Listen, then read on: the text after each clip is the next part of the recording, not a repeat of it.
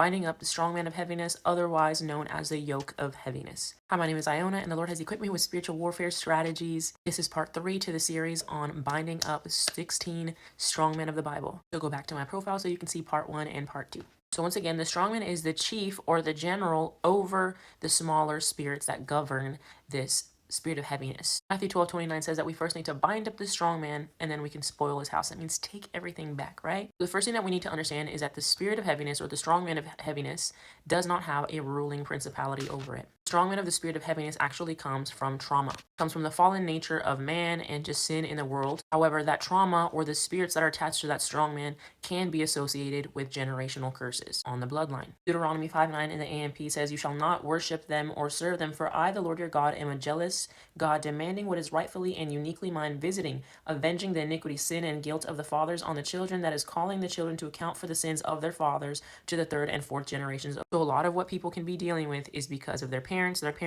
their parents' parents.